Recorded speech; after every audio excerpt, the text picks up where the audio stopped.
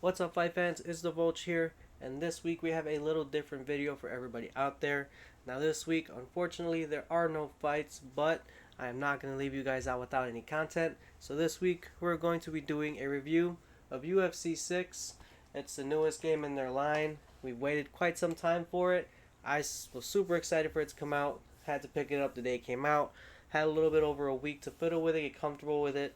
And there are a few game modes that I didn't play, but I'll explain to you later on in the video on why I didn't do that.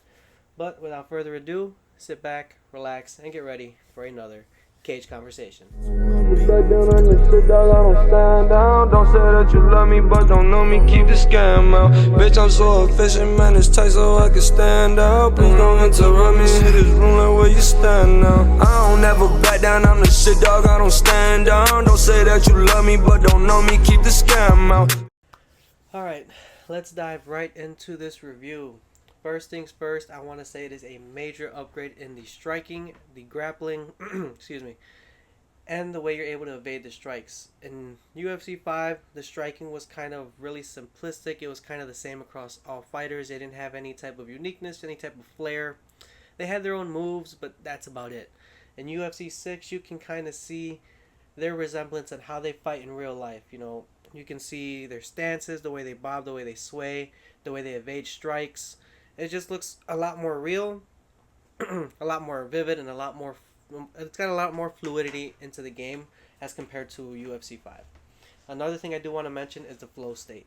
I, for one, not a huge fan of it. I do like the demographics of it. When you activate the flow state, each fighter kind of has their different way of activating it. For a simple one to put out there. Max Holloway, his one is point down in the center, let's go kind of thing. His signature trademark, point down. That's his action that you see when you activate the flow state. I don't see anything special of it. I think this game could have been fine without it, but kudos for them to try to go above and beyond to add something new for the fight fans that are playing their new game. On top of that, their graphics they're solid. They're solid, but it's nothing major. I do think them going to Frostbite was a big step up for them. It was a good thing for them to do, because the movements, like I said, with their striking, their evasiveness of the punches, the way you can bob and weave out of punches, it looks a lot more clean, and it looks a lot more, I don't want to say animated, but for lack of better terms, it is a lot better of an animation than it was before. In the grappling region, in UFC 5, you weren't allowed to work off of the cage on the ground. In 6, for whatever reason, when you get taken down and you work your way to the cage, you're allowed to work with your back off of the cage. You're allowed to get them off of the cage and drag them to the side. It's just a lot more real life scenarios that you get to do in UFC 6 that you weren't able to do in 5, and I, for one, am a huge fan of that. But aside from that, you got your typical game mode, you got your story mode, you've got your quick fights, you got your event creators. There are three big ones that were added that I kind of did like. First being off the Hall of Legends, I knocked that one out immediately. So that one is you basically follow three specific fighters. You got Shang Wei Li, Alex Pereira, and Max Holloway. And from there, each one has their own little world, kind of call it. You go in there, you go a little significant points in their career, a little bit about them or who the fighter was. And each fighter has three specific fights in their career that you get to replay. You got to do some challenges, and if you complete all those challenges within that fight, you get a certain skin. Skin doesn't really do anything for the fighters. It's just more of a cosmetic kind of thing, which I personally am a huge fan of. I love being able to alter your fighters' looks, your appearances. Kind of why one of the big reasons I'm into the Mortal Kombat series as well, because of that ability to customize your fighter and make them more unique, make them more true to who you are. Another new one is the Legacy. That's one game mode I have not touched because I want to do its own segment on this channel for you guys to follow through with me. We can go through it together. You can watch me play it, get my live reactions on it. But from there, you're basically, from what I understand, is you're playing as a fictional character, ex-collegiate wrestler, and he goes through his own journey from the amateurs up into the UFC, and it's more an inverse kind of feeling of it. Kind of like Alex Hunter in the FIFA series. You had that one. It was called The Journey. You started off as Alex Hunter. You played as a child through his club, and then you went up and played for some of the biggest leagues in the soccer world. Similar concept here, but haven't touched too much of it. Super excited to get on that though, because that is going to be some new content I'll be putting out for you guys as well. So be on the lookout for that. And then the newest one that I'm kind of actually a big fan of is the gym. So in that area of in that game one I should say, what you do is you have up to, I believe it's 5 coaches that you can hire, but you unlock 2 right away, and the other ones you unlock as you progress throughout the game. As you have those first 2, you send them out to certain fighters that you have in your gym, and as they're training, they start to unlock cosmetics for themselves, for themselves, I should say. One fighter I got right now is GSP, for example. Once you finally max him out and through his entirety in the gym, you unlock a bandana. So every time you go to decision, or the decision is being made about who won the fight or so and so, whatever the case may be, he'll be wearing that bandana at the end of his fights. If you know GSP, he has that signature bandana that he wears. And it's like that with all the fighters on the roster. The more you progress, the higher chance you have of being able to recruit that fighter into your gym, and that's how you unlock certain things for certain fighters. Some of them might have shorts, some of them might have event. What's that word I'm looking for? Event outfits from fights in their career. Others might just be tag cards. You have a little banner when you play online. You have that. You also have like a little character box.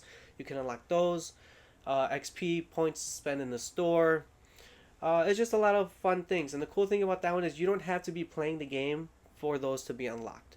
So let's say I put Trainer X into GSP. It'll say training for 25 minutes. I show my system off, I go do whatever I got to do in the world, come back an hour later, boom, it'll be unlocked. It's constantly working. It's working in the background. It's working, as soon as you set it, it starts working regardless of what you're doing, whether the system's on, whether it's off.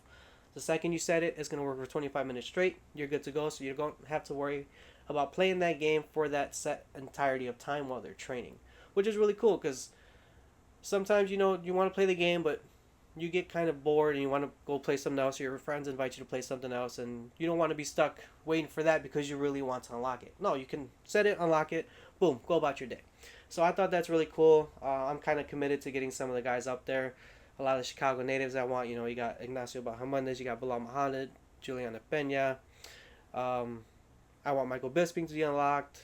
There's a few fighters on there that, I'm trying to get unlocked, but, you got to progress through the game and all that good stuff to get there. So one step at a time, we'll get them. But, I thought that was a really cool feature. I think something new.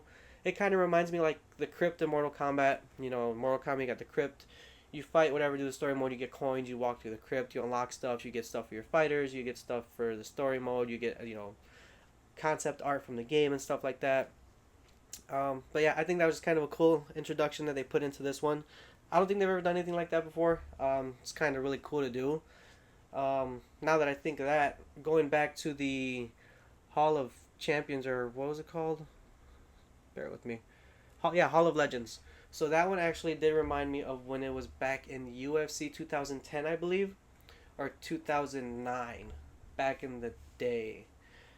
One of the two, but you actually got to replay fights that happened before. So I know some of them were Brock Lesnar and Frank Mir, where you had to tap out Brock Lesnar as Frank Mir in a heel hook. And there was just, other fights, iconic moments in the UFC that you got to relive and replay as and control the outcome of it yourself. So I think that bringing back that kind of same method and same ideology into this game was something really cool. But if you haven't played any of the previous games, it might be brand new to you, and that's perfectly fine because I think even though it's brand new to people, I think it's pretty cool. I think it's pretty sick. But yeah, so they also got some online modes. You got your quick fights, you got your ranked fights, you got an online career mode, where this one it's kind of similar to the one in 5. You had the same thing, you created your fighter, you would fight other people's created fighters online, build up your ranks, build up your abilities, build up your fighter, go up, be the champion, and so on and so forth. Similar concept, not so much stuff is brand new, but what they did bring new into this game, I think it's very, very well thought out and very, very well executed. Like I said, the only downfall that I can really see, I wouldn't even call it a downfall, my only dislike of the game would be the flow state. I think the game could go perfectly fine without it. It could just be me that's being a hater and not liking it because I don't understand it too much, or I haven't taken the time to fully understand what it does. I know it gives you some type of advantage for 16, 15 seconds, but I personally don't see the point in it. I kind of shy away from it. I don't tend to use it much. And then watch, I'm gonna start playing the game. You guys gonna see me using it, right? But no, really, I don't see too much of the point of it. That's my opinion. But yeah, so now that we kind of got the main basis of what's new, what's the same, my personal feels about it, I'm gonna go ahead and rate this game. I'll give it a solid 8 out of 10. You know, it's not perfection. It takes a lot for me to make a game a 10 out of 10, but it's up there. It's probably one of the best UFC games they've had in a while.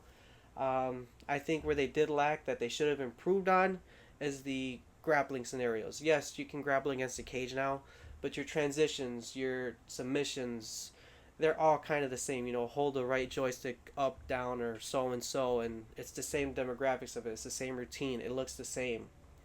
It's a little more, it's a little more realistic in the way they do it, but it's pretty much the same thing. I think that was a little lazy on their part.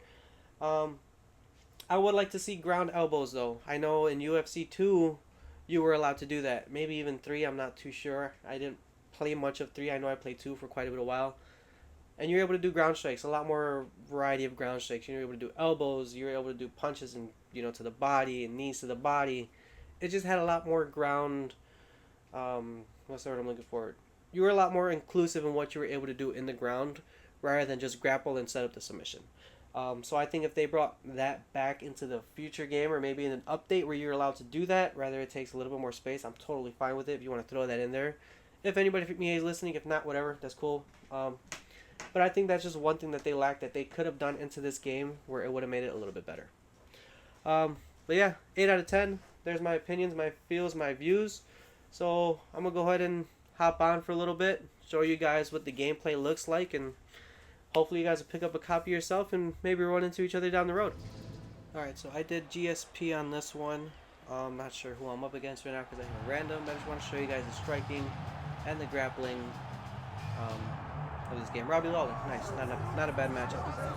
Battle of the Baldies. Well, he is legend. Alright, let's roll. Mark Goddard is the ref.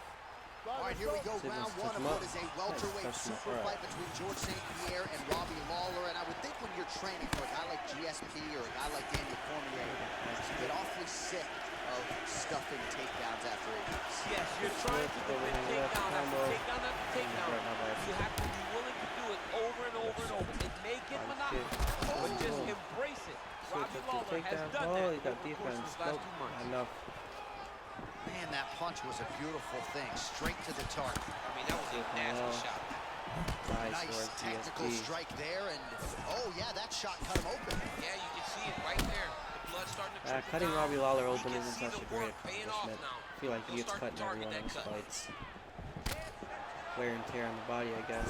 George St. Pierre, It's all over the master sport, at sort right? of taking what the fight gives him. Going to be interesting to see how he approaches this matchup. John, he'll never force anything. He takes his time, Ooh. builds his plans. Oh, he got him real good, too.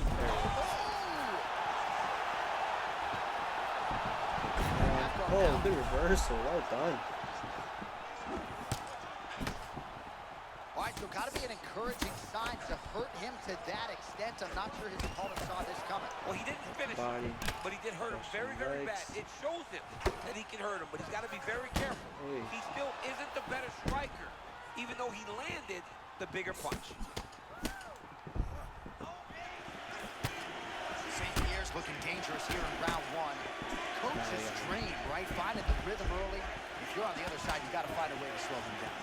Try to take him down. There you go. Go for a ride. Oh, slams him down with authority and immediately right into side control. This fighter's got it all going tonight. He's got it all going. See if we Everything can is submit working. Robbie Lawler. He could not have wrote a better script. It is working to perfection. There we go. Let's Nope. see what he does He in won't get that disadvantaged one. position. He's up.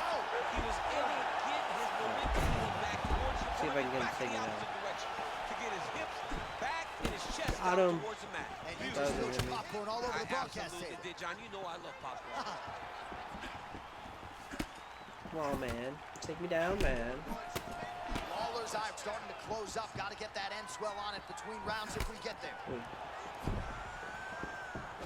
minute here to go round one. Oh! Big shots exchanged in the pocket there. Oh, crushing counter. For his time to be any better. I mean, what a moment brought on by that beautiful counter shot. Wow, hurt but still firing back. Huge takedown. Here. Let's hit up Kimura. See if we can get him now. Oh, he defended and he reversed full guard. Oh, okay, now I should be able to show you guys the. No. I was trying to get it up against the cage so I can show you the cage work. All right, that horn marks the end of the round. All right, back to the score. Hopefully this round. See if I can take him down if he wants to reverse me again. Here we are, early round two. Oh, stuffs the takedown without issue. Shot a double leg. Oh, nice slam as he gets into the canvas. Exactly what he needed. St. Pierre's now in full mount. This could be dangerous. The fighter's in half guard now. Really using his physicality to his advantage now. He lifted up the neck and snuck his arm underneath to try to get a choke. He's got the choke in. That was it. Couldn't show you guys against the cage and how you're able to do a butterfly guard with your back up against the cage. It is something that's available, you know, when the computer's not working with you, you know, it's a different story, but it's alright. But yeah, pretty cool gameplay. I'm really excited about the legacy mode. I want to see what that's about, so I'll start streaming that, recording that, and getting that out there for you guys to watch. But as for that, we took the dub. So fight official. Not a bad game. I like the gameplay of it. I like the striking. Ladies and not gentlemen, too bad. referee Mark Goddard has called a stop to this contest at 54 seconds of round number 2. Yeah, Bruce. For the winner by submission and still GSP. Yeah, he's got no cosmetics right now because I haven't unlocked much in the gym, but we'll get there. So there's that. We'll end it there. There you have it. It's a little insight on the striking and the grappling of UFC 6. It's not everything that I would have liked to have shown you, but it's everything that was able to be shown at the time. I couldn't get Lawler to get me on the ground and back me up against the cage, so I could have showed you that cage work. But, you know, I kind of just messed around with it a little bit, gave you a little insight of it, a little preview. As for the flow state, I purposely didn't choose to do it because I didn't want to have you guys instilled with, oh, it's not a great aspect, because it's not, and it's not for everybody. For me, I wasn't a big fan, but that doesn't mean you won't like it. I know that's something that when I watched reviews on the game, I didn't really take too much into account what they thought about it. I kind of wanted my own opinions on it, and I want you guys to have your own opinion as well. You know, play the game, work with it for a little bit, see how you feel, and then come up with an opinion. At least for that, I feel like that's such a either you like it or you don't kind of thing. I personally not a huge fan of it. I could care less for it. It's cool that it's there. I might use it once in a while, but not my cup of tea. But yeah, as for this, we'll start running that legacy mode, build up our boy, and get him to the UFC, and hopefully get that gold and see what that mode's all about. So don't forget, smash that like button. Comment down below if you're gonna pick up that copy of UFC 6 and what platform you'll be playing on. Hit that subscribe button if you're new here, and hit that little bell icon so you never miss a future video. And until then, we'll catch you all for another Cage Conversation.